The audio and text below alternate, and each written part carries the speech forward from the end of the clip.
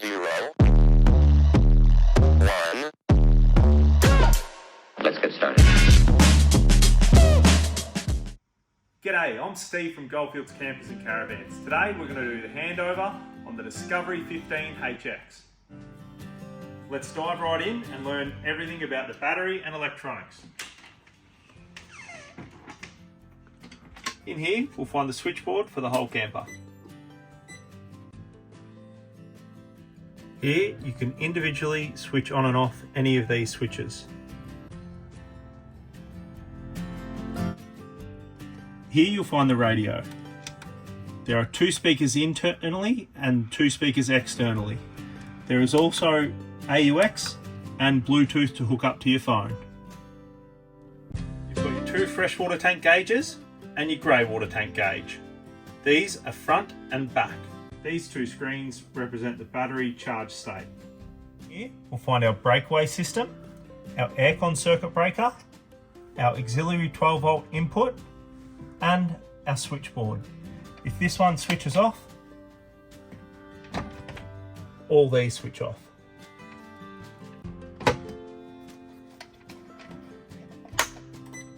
This fuse is for the front Anderson plug to the car. If it's in this position, it will not charge through the DC to DC. It needs to be in this position. In here, we've got storage, all our relays, and more storage. With your electric step, you've got the button inside, and then down under here, you've got a manual override. So just pull this ring here, and that can go in or out. There are many ways you can charge your hybrid camper: through solar up on top of your roof, through the Anderson plug connected to your car, through an external solar input, and through a 240 volt. This one is a 15 amp lead. If you're charging through your house, you'd normally have a 10 amp power outlet.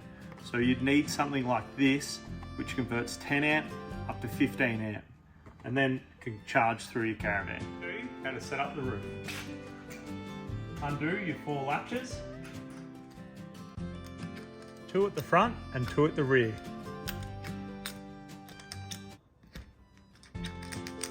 Lift up the handles and lock in place. Rear 2 tyres both swing out.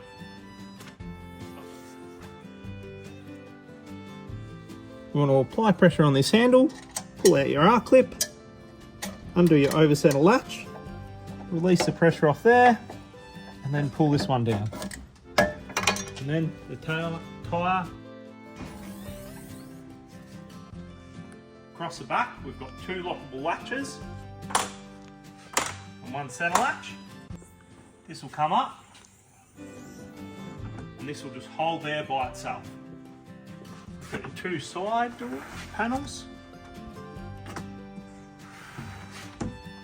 and then you've got 2 more latches, 1 and 2. This folds down. You've got a lockable latch here. These fold up, and again, these are on gas struts. So we just push out, lock, pull out, and lock, and your back's all out. You've got an 18-foot van. So I've got your spare wheel. These are both lockable.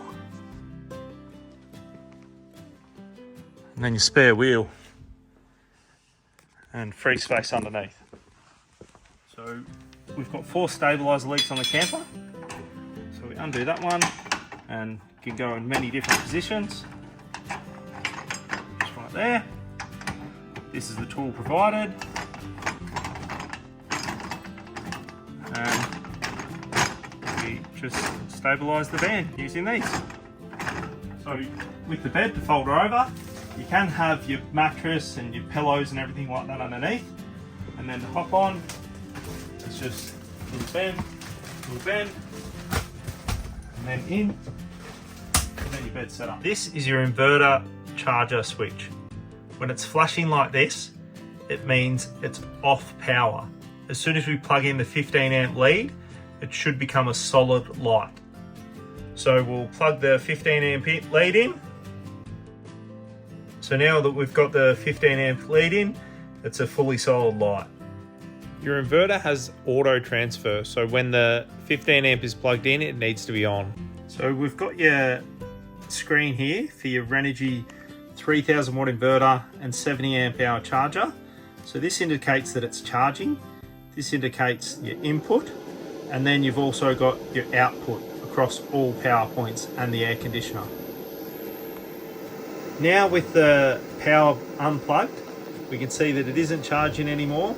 There's no input going out, so we're just using the power off the batteries. Now you can see that it's flashing, and if we want to turn her off, we turn her off there, it'll turn off, and then this will turn off. So you'd be using your inverter when you need to use your 240 volt power points around the van, and then if you're not using that, you'd turn it off because it sits there and chews power in a state of readiness. This is your DC to DC charger. So when the solar comes in through here, you'll see this light flashing, and when you've got your vehicle charging, you'll see this light flashing. Now that we've got our van in full sunlight, your solar light is working. The car is attached through the Anderson plug. The vehicle charging light will be displayed. Here are all your fuses and switches, and this one here is the 12 volt isolator. This cuts off all power to the van. So these are in the on position. If there is ever a fault, they could trigger, which would look like that. That would be down. And then we just need to check if there's a fault, we'll turn them back on. So what you'd use your isolator for is if your van is all fully charged up and you were storing it for a period of time, you'd just turn this one off. And that isolates the battery from everything. This panel here is for your 240 volt and your inverter circuit breakers. These are the positions that they should be on and working. And that concludes all your battery system. If you have any questions, always just give us a call. Now that we've covered that off, we've got our hot water system. So we've got our 240 volt switch. When you're plugged into the lead, you can turn that one on. And then when you're off grid, you've got two options. When your gas is all plumbed up, you'll turn that on. You'll hear that click from your hot water system, and then you'll hear it ignite and start burning, and there'll be a low hum. You want to make sure that your vent is always open in both operations. This is your vent for your hot water service. So in gas or electric, we recommend it's always open. So when it's on and you can hear the burning, you should be able to feel a little bit of heat and condensation coming in throughout here. So we'll go through the operation of the fans. So we'll just lift this one up, and then you've got 3 fan speeds. 1, 2, 3, and they're all directional. Now this is your lockable safe, so you can put bags, anything valuable in there, and they're key to life. Now you've got an egged along smart TV, which is tied up for travel. So you've got your TV all tuned up, and then we've got our Netflix, which you can just hook up via Starlink or direct through your phone. This TV is also equipped with a DVD player. If you'd like to use the air conditioner off grid, all we need to do is turn on the inverter, and now we just turn on the air conditioner with the remote, and we're using the aircon off grid, heating or cooling. Go all the way down to 16 degrees and all the way up to 30 degrees. Just be sure to change the mode if you want to heat. You've got your bedside reading lights. You've got USB and USB Type-C chargers. More lights behind your head.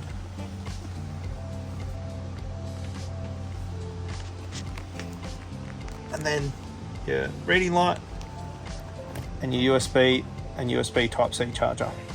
So your window, I'm going to do all of them. and then it locks into place, 1, locks into place 2, third lock brings it all the way back, and this here is not locked. It still will let a little bit of air in. So we definitely want to bring it in to that first lock, and that is definitely locked. And then whenever we use the windows, we want to use the center. So we pull up, fly screen, we pull down, blockout blind. You never want to use the edge because that could pull out the fly screen or the blockout blind. To use your diesel heater, you want to make sure your switch is on. You want to keep it off if you're not using it, just in case you knock the diesel heater, and turn it on inadvertently. So we'll switch that one on. To turn on your diesel heater, it's just one long press, and she'll switch on.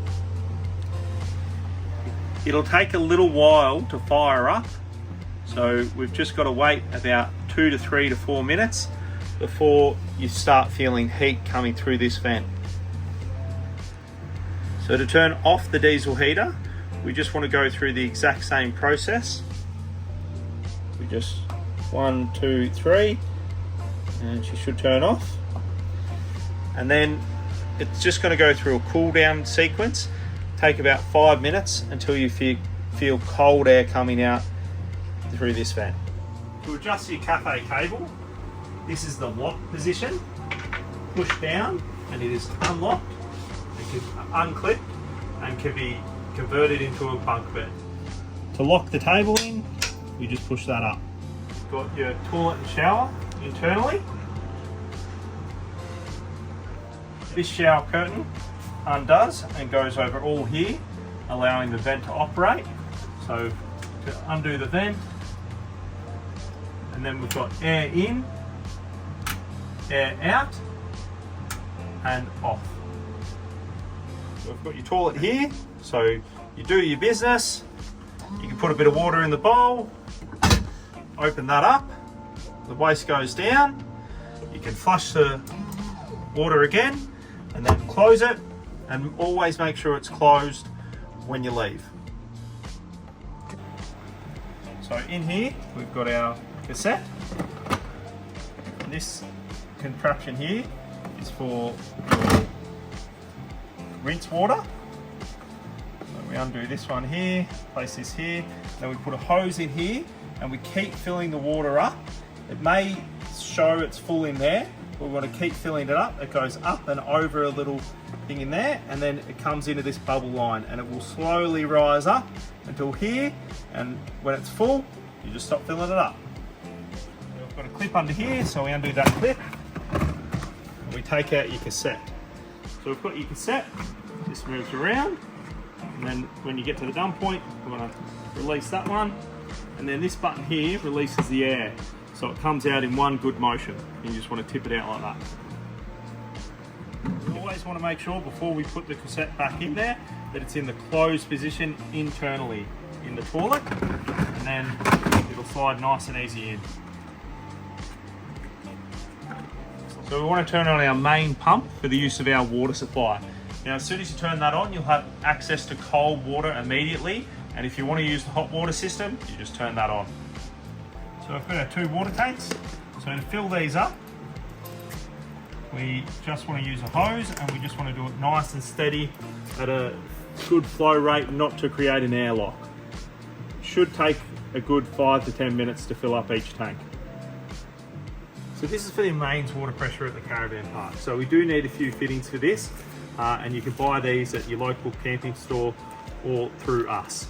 So we've got that for your tap, your hose, going from your tap to your caravan, and then this section just screws into there.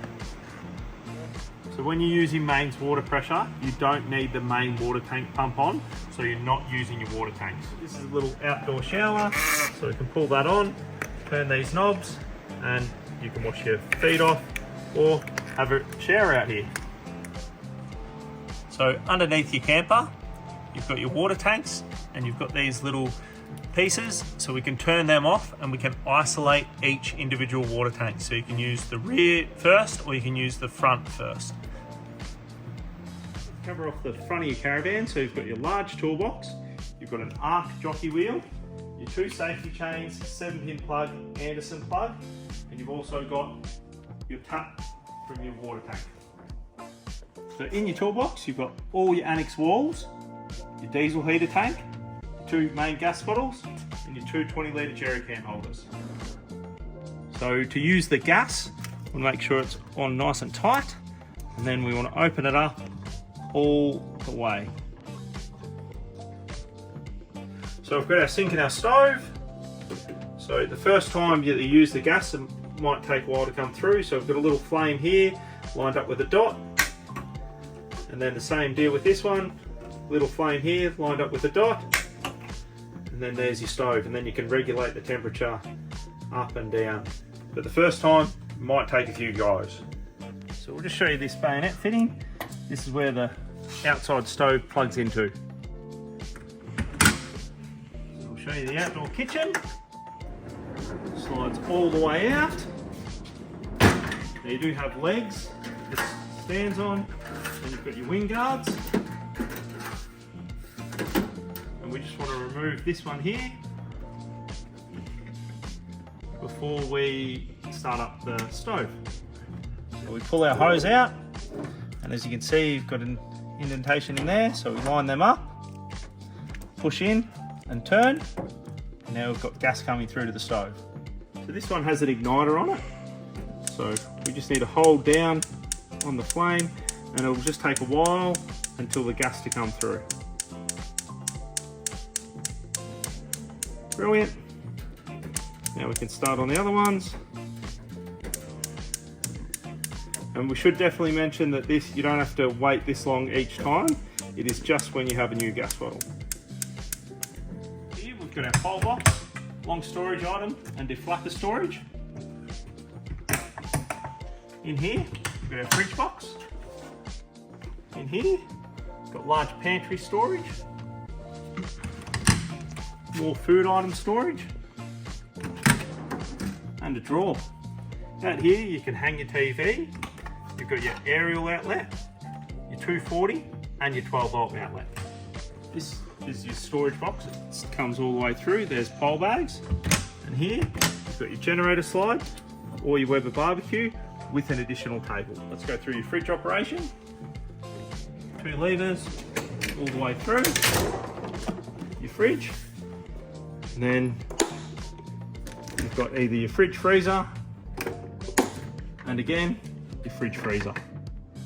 Internally you've got many ways to hook up the fridge.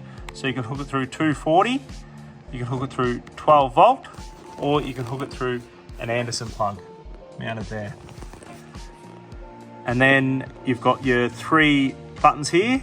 So one for your internal fridge light, one for your external fridge light, and then your fan. So this is your fridge. We've got it hooked up through the Anderson plug. So the Anderson plug goes direct to the battery. So if you ever need to turn the fridge off, you'll literally need to unplug the Anderson plug. That's the best form, and then you know it's not going to be drawing any power. So we put that back in, and then we've got battery protection on high. We want to run that on low, and you've got compressor speed is good on max for the first half an hour, and then you want to change it to eco. So now we're going to set up your awning, which has a switch inside, and it's electric, and it has a manual override. So when we're opening the awning, we want to close the door, and then we want to come around here, and I'll show you how to open these legs. So we just push and push this out. This comes down, and around here, we undo that one, lower it down, and close it. And then we just want to walk it out. And over here, we do the exact same thing. Undo here, undo out the end.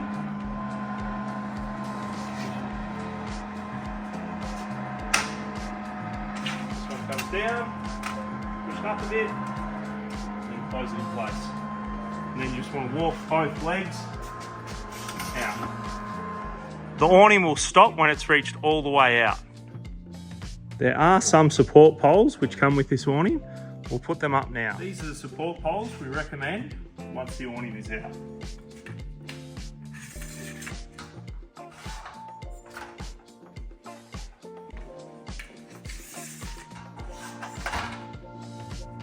These poles lift up the roof of the annex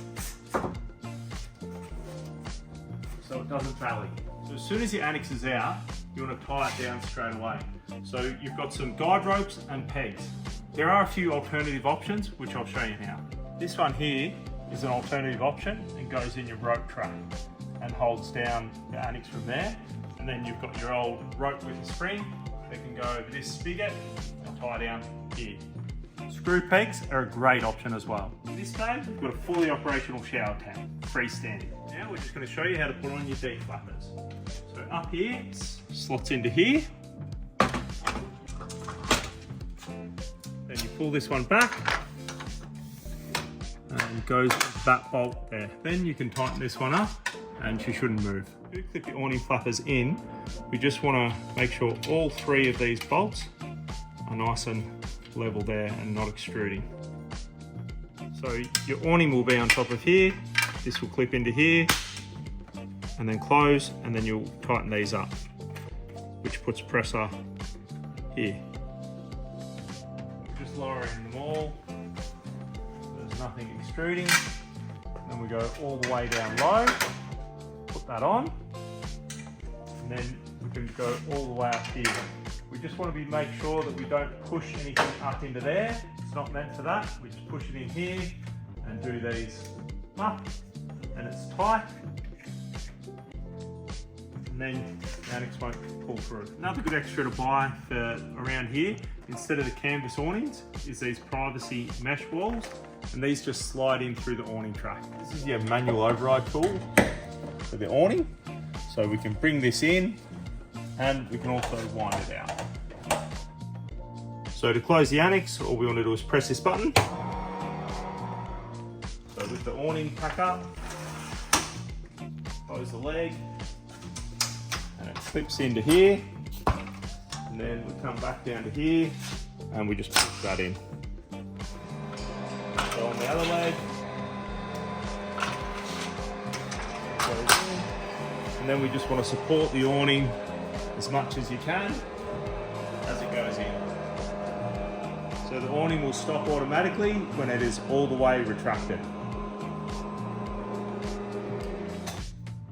So now we're going to pull down the roof. So that's your locking pin. And then pull down, and now we go to the front. So now we pull down the front.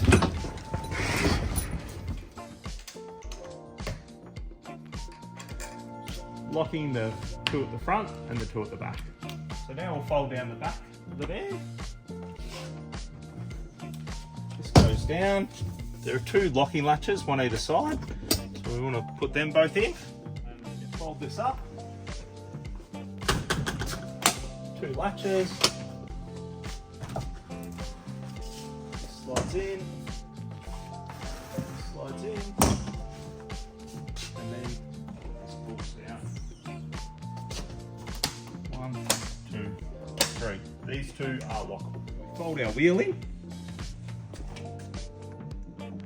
Now we put the hold down bracket in. So this one comes in, and then once that's in, you can apply pressure to this, and then put your over center latch in, and then your R-clip. And just make sure when you are opening it to apply pressure, as this latch is spring loaded. You want to make sure that you check the wheel nuts the first 400 kilometers, 1,000 kilometers, and every big, large trip. And we want to make sure we're checking them in the star pattern using the lug wrench provided. So 1, 2, 3, 4, 5, 6. So the service schedule is 1,000 kilometer check. We just want to check underneath the trailer the wheel nuts, and that's something you can do yourself. And then at 10,000 Ks, we are doing a full service of the van. That's what we recommend. When we're traveling on the road, we want to make sure that all doors, locks, and windows are all locked. So we're going to hook up the trailer. What we want to do is wind the jockey wheel all the way down. Once it's positioned over the pin, the DO35 that is, that comes through. And once the weight is off the jockey wheel, we're just pressing the DO35 button, that one there, that's locked in, and then we put the lid on. The lid will only go on when the DO35 pin is engaged. So your arc jockey wheel locks in many different positions, is swing up, and then can be moved up and down through various holes. So we've got our safety chains, so you can hook up with D-shackles or these clips. Then we've got our Anderson plug, which charges through the DC to DC charger, and our 7-pin plug.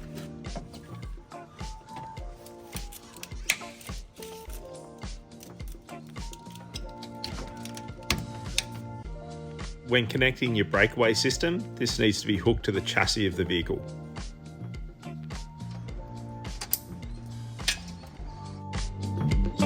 Always make sure you check your handbrake and you double check everything before you drive off. Thanks for watching your handover video. Make sure to do a couple of shakedown trips as soon as you get your camper, and then go out and enjoy it.